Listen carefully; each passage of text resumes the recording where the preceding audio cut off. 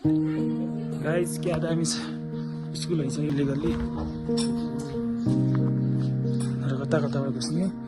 ताकि सुई भयो त्यहाँबाट दामी हामी गुम्बा हेर्न जाँदैछौँ गाइस कता छिरे यता हो यता कता छिरे सबैजना आऊ यतै हो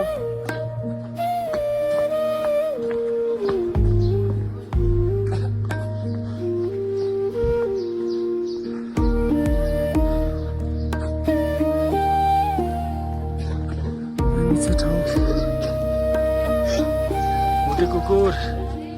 दामी छ है आमाले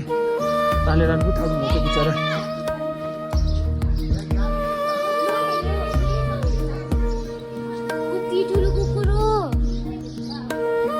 भोटे कुकुर हो भोटे कुकुर थाकेर स्यास्या भएनु कस्तो अनुभव भएको छ त्यस्तो बब्बाल हैन दामी भिउहरु दामी बब्बाल भइरहेको तर अलिकति अक्सिजन कम भएर सो कुरा सामना गर्नु हैन अलिकति अक्सिजन भएर यति नै स्यास्या भयो अक्सिजन कम भयो हिजो राति म सास नपाएर उलाई पानी खोज्नु पानीमा अक्सिजन हुन्छ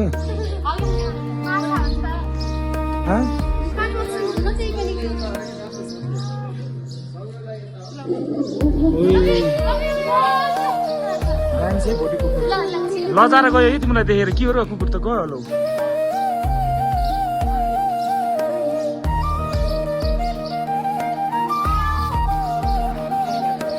यो टेका दाइलाई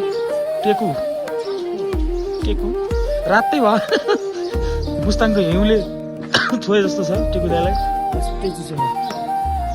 कस्तो को हुनु र